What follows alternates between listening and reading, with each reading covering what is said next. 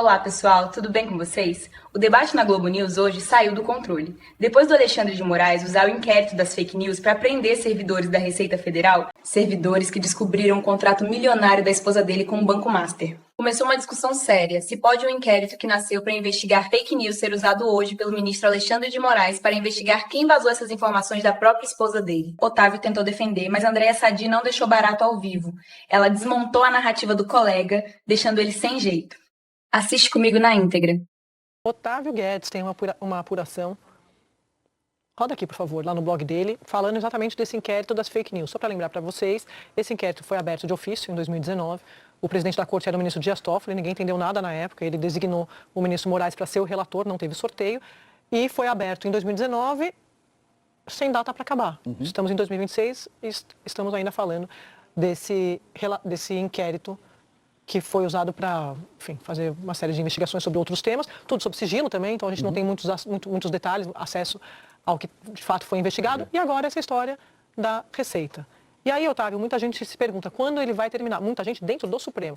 Muita gente, inclusive, que cobrava que pós o 8 de janeiro, que tivesse ali essa coisa de vamos virar a página, entre esses pontinhos ali para ticar, era acabar com o relatório, o inquérito das fake news, mas o ministro Moraes tem outros planos, é isso? Pois é, ele nunca se pronunciou oficialmente sobre isso, mas eu apurei que ele conversou com integrantes da corte, que a disposição dele é levar pelo menos até 2027, não é nem encerrar em 2027, é levar pelo menos em 2000 até 2027. 2027 o Fachin sai da presidência do STF e ele assume a presidência. Então essa data é importante por isso.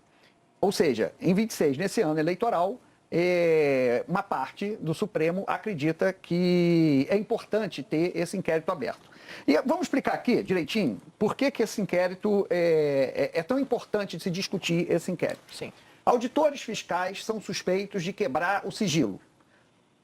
Para onde vai essa investigação? Para a primeira instância. Sim. Na primeira instância, vara federal, é um crime federal, vai para... Porque eles não têm foro privilegiado. Não tem foro. Os auditores não têm foro privilegiado. Então, por que está no Supremo? Está no Supremo porque em 2019 o Toffoli abriu um inquérito baseado no regimento para apurar ataques a ministros da corte com base em fake news. A primeira curiosidade é o seguinte, vazamento de dados da Receita não são fake news, são true news. Então poderia ter um novo inquérito com um sorteio de relator, porque dado da Receita não é fake news. Mas tudo bem. O ataque aos ministros seria mais importante do que a fake news, o método de ataque, então isso levaria para esse grande inquérito. O Toffoli abre esse inquérito, a primeira medida prática é a censura da revista Cruzoé. A revista Cruzoé revela a existência de um documento em que liga o Toffoli ao Odebrecht, com um apelido ali de amigo do amigo, né? O Toffoli seria o amigo, e o outro amigo seria o Lula, que era amigo do Emílio Odebrecht, que é uma história, uma amizade pública. Estipulou uma pena de multa de R$100 mil dia, só para lembrar aqui, porque eu fui recuperar. Isso. Ainda teve então isso. Começa com essa censura, e depois você tem dois tipos de crítica.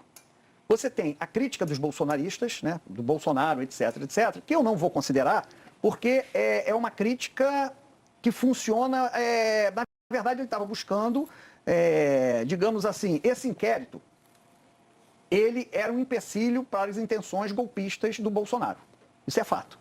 Então, é uma crítica, eu não vou entrar nessa crítica do Bolsonaro, porque a crítica do Bolsonaro era direcionada. Ele não queria um inquérito que investigasse as suas intenções golpistas. Mas há críticas, então me interessa, críticas de pessoas que não estavam interessadas em dar um golpe de Estado.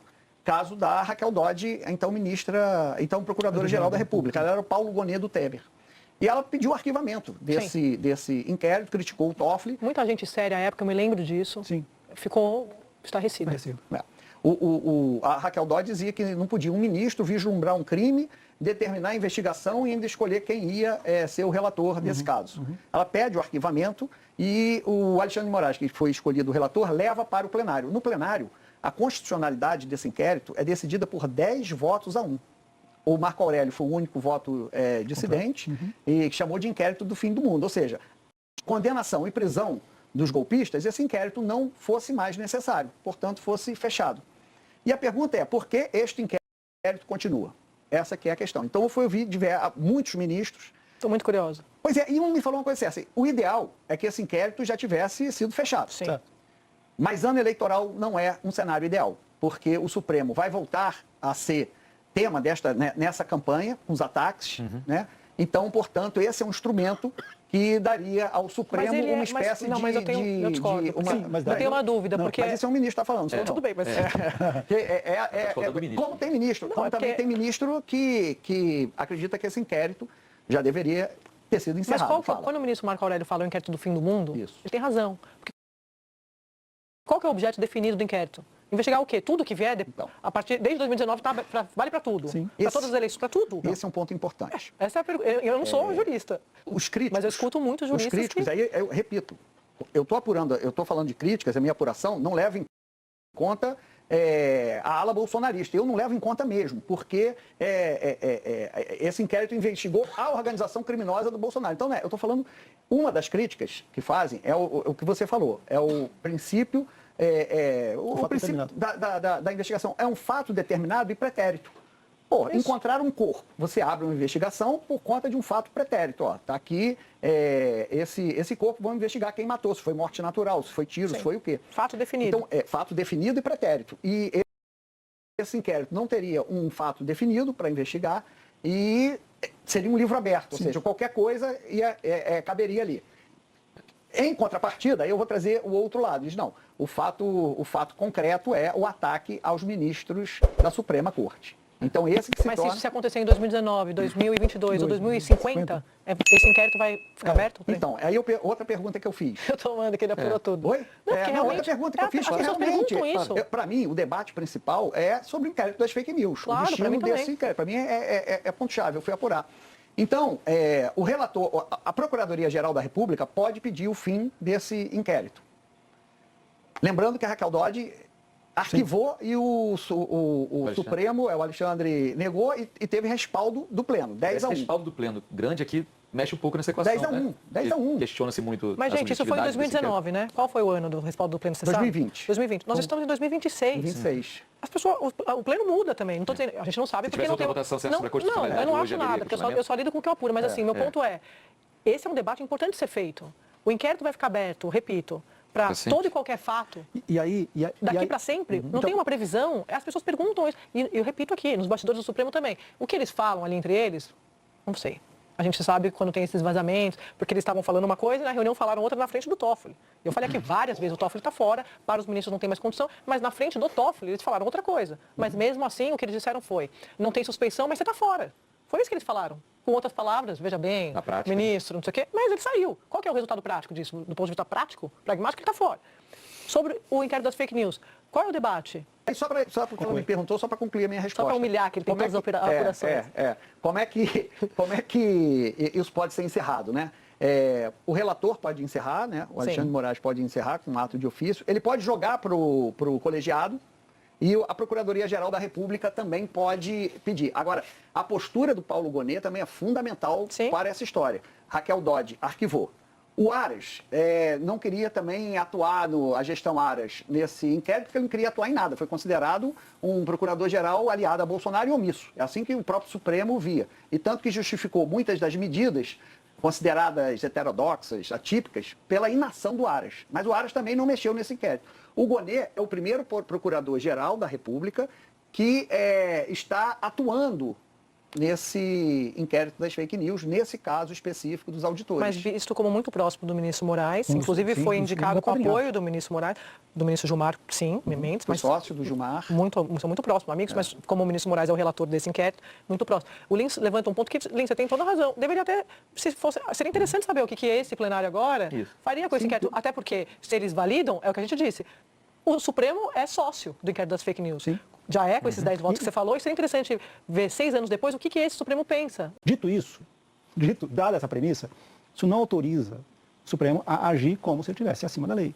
No momento em que o ministro Alexandre de Moraes, ele seleciona fatos que na avaliação dele ameaçam os ministros do Supremo, como foi esse... Por enquanto a gente não sabe se é um vazamento, mas pelo menos uma investigação irregular de dados fiscais dos ministros do Supremo, na Receita Federal. E abre uma investigação do qual nenhuma dos acusados tem foro privilegiado, mas simplesmente porque considera que tudo isso faz parte de uma grande conspiração de ataque ao Supremo Tribunal Federal e, portanto, à democracia, ele está agindo, né? O motor da sua ação é ele mesmo. São seus desejos e as suas opiniões. Isso aumenta e devolve o Supremo para o meio da crise, que é uma crise de credibilidade, o caso Master é um pedaço dela. Mas ele devolve o Supremo para uma crise de credibilidade, o Supremo está num pântano, que ele não vai conseguir sair enquanto isso não for resolvido. Acho que a gente Esse excesso de ativismo, ele acaba impedindo o Supremo de ter uma relação razoável sobre, eu vou até aqui, sabe, a falta da autocontenção. Você, Joel. Ano eleitoral está justificando tudo no Supremo, né? Código de ética, não, ano eleitoral, não vamos abrir esse flanco. Fim do inquérito das fake news, que vem desde 2019, não, também ano eleitoral, seremos alvo aqui. O que só sedimenta a ideia, e essa apuração do Otávio leva isso ainda mais adiante, de que o inquérito das fake news não se trata mais propriamente de um inquérito, né, que devia ter começo, meio e fim, um objeto selecionado, nada disso. Ele se tornou uma instituição do Estado brasileiro, uma instituição quase...